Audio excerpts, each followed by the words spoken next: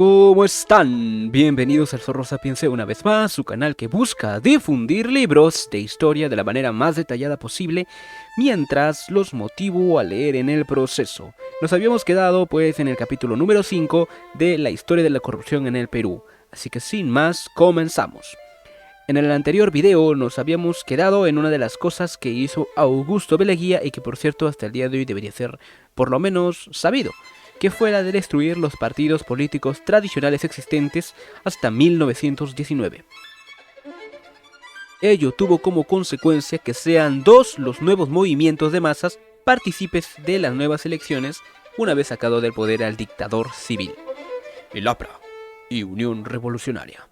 Por ello, nuestro mayor testigo será en esta época o en este capítulo Jorge Basadre, respecto a lo sucedido en estas épocas. Así que ponte cómodo, súbele al volumen, que hoy hablaremos de dictadores penales y pactos secretos.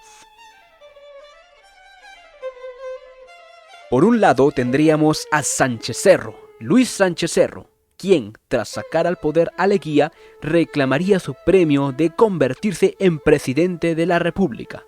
Esto duraría muy poco, como bien es sabido, por la disputa que existía al interior de las Fuerzas Armadas, en especial por el teniente coronel Gustavo Zorro Jiménez, personaje que por cierto moriría de la manera más sangrienta unos años después. Por lo que, una vez terminado su breve periodo dictatorial, se haría con la aventura para promocionar su candidatura a través de las urnas. Aquí mucha atención.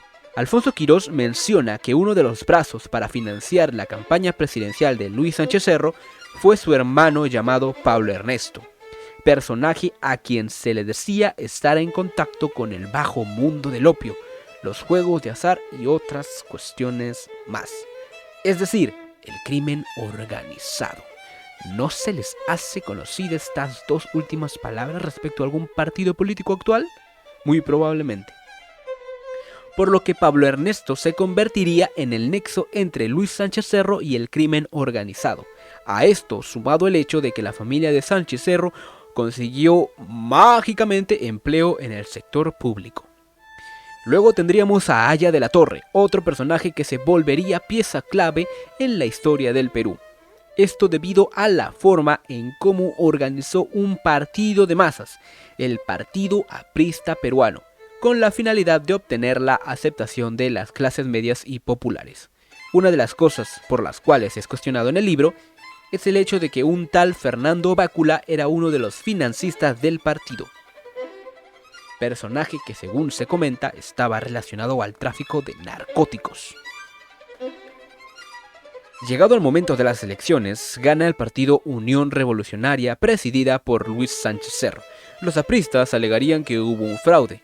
Se les acusaría también a ellos de haber realizado actos violentos que generarían muertos de por medio. Y junto con el número de parlamentarios que habían conseguido en el Congreso, pues serían retirados por las fuerzas militares. De manera general diremos que sucede la ya conocida masacre de Chanchán tras la revolución aprista en Trujillo, por la presión ejercida por parte del gobierno hacia el Partido Aprista Peruano. Pero por si se quiere revisar con más profundidad este tema, pueden buscar el libro Historia del APRA 1919 a 1945 de Percy Murillo y El año de la barbarie de Guillermo Thorndike. Ambos increíbles libros, por cierto. Casos en concretos relacionados a la gestión de Sánchez Cerro tendríamos, por ejemplo, a un tal Lanata, personaje más cercano al presidente, así como primer ministro y ministro de Hacienda, al cual el libro acusa de haber recibido dinero por parte de las diversas empresas como la International Petroleum Company. Que por cierto, esta empresa la veríamos muchos años después con Velasco Alvarado. Al respecto, Alfonso Quirós nos menciona lo siguiente. La acostumbrada misión ilegal solicitada por Lanata fluctuaba entre 45 y 60%. En total, es posible que haya recaudado alrededor de 1 millón de soles con este descarado tráfico de influencias, que para la época, bueno, hubiera sido muchísimo dinero. En ese sentido, Francisco Lanata no era el único que formaba parte del grupo cercano a Sánchez Cerro. Entre los personajes se menciona a Luis A. Flores, abiertamente fascista por cierto, Gerardo Balbuena, Ricardo Guzmán Marquina y Alfredo Benavides Díez Canseco, en su mayoría propuestos por un viejo y ya conocido militar, Óscar R. Benavides. Luego vendrían los problemas relacionados al pago de la deuda pública, que a manera de pago el presidente tuvo que vaciar el Banco Central de Reserva. Sí, así como lo ven, este gobierno no se salvaba de los actos de corrupción. Luego tendríamos casos adicionales como la compra de armas al Japón, dada la negativa de Estados Unidos por tratarse de una guerra contra Colombia, en la que se intentaría negociar guano por armas. Que por cierto, este tema de Estados Unidos con Colombia para aquella época, bueno, generó muchos mitos de por medio. Así, el periodo breve de Sánchez Cerro estaría marcado por su precocidad y embates de la corrupción.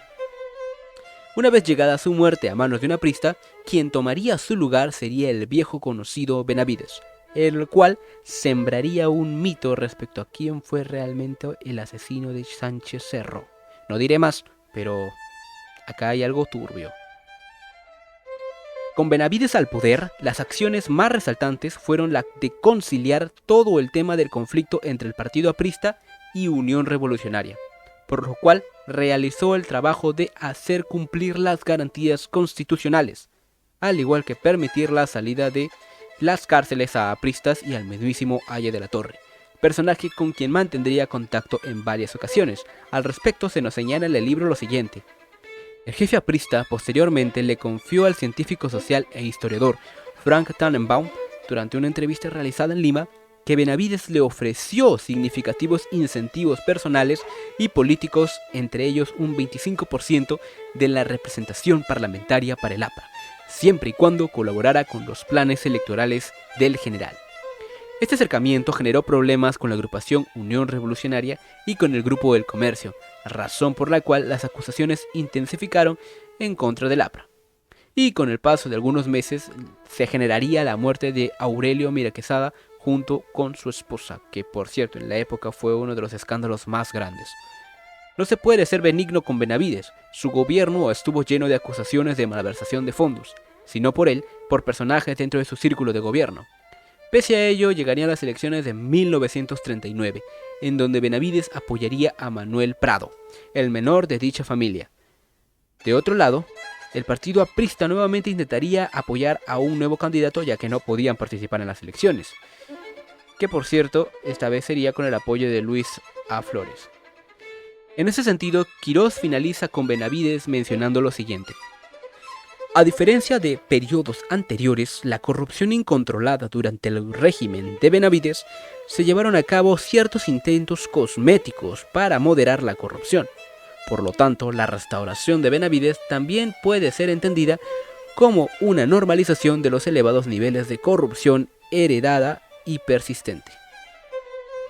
Ya con la llegada de Manuel Prado al poder, este tuvo que gobernar bajo la presión de los partidos políticos de entonces, como el APRA y el Partido Comunista. En especial, ahora se encontraban en medio de una situación mundial complicada debido a la Segunda Guerra Mundial, cuando la presión existía tanto por el partido profascista de Unión Revolucionaria y el antifascista del Partido Aprista Peruano.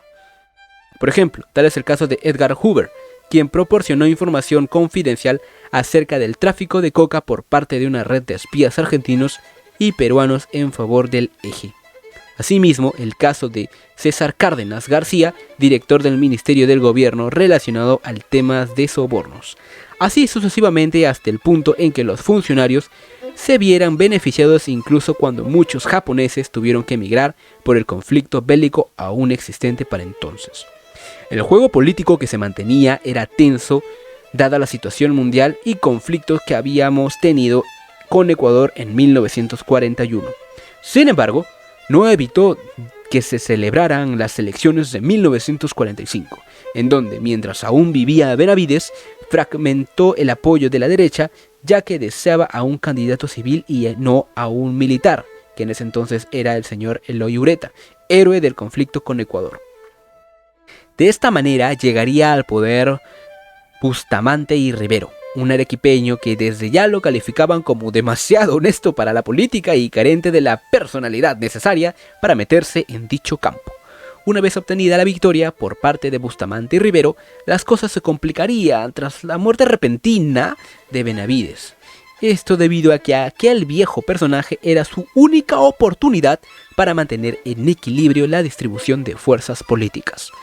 Durante los primeros años, Bustamante y Rivero tendría obstáculos colocados por el APRA, debido a que estos tenían una agenda totalmente distinta a la del Ejecutivo. Esto hasta el punto de costar el puesto como ministro de Educación a Jorge Basadre y a Rafael Belaúnde, personajes que hasta el momento pues no eran conocidos por su participación. En el caso de Jorge Basadre pues intentaba hacer lo que pudiera. Ante ello, Bustamante tuvo que ceder y otorgar la cartera de Hacienda, Fomento y Agricultura. Las consecuencias serían la del aumento del empleo público en favor de los militantes apristas. ¿Y qué sucede cuando crece el empleo público y el Estado? Sí, no te has equivocado, corrupción. Al respecto, Quirós nos menciona lo siguiente. La ambición aprista por el poder supremo justificaba no obstante aplicar políticas económicas irresponsables, sino también prácticas irregulares e ilegales que sus militantes, sin importar el empeoramiento de la situación económica y social. A esto se suma un intento por entregarle una concesión perpetua a la Standard Oil por parte del partido aprista y la muerte de Francisco Graña Garland, opositor aprista que murió de manera misteriosa. Ante lo sucedido, el APRA renuncia con los ministerios otorgados y Bustamante decide darles dichos ministerios a los militares. Un muy grave error, por cierto. El partido aprista se vería afectado y prontamente empezaría a organizar un intento de revolución contra Bustamante y Rivero. Intento que, por cierto, en esta ocasión no funcionó. Ya con la influencia militar muy adentrada en el gobierno, era demasiado tarde para Bustamante. Había criado a los cuervos que le sacarían los ojos. Así termina el gobierno de Bustamante y Rivero y llegaría al poder Manuel Odría. La corrupción ya no estaría más a manos de civiles, sino de militares. Una nueva etapa en la historia del Perú.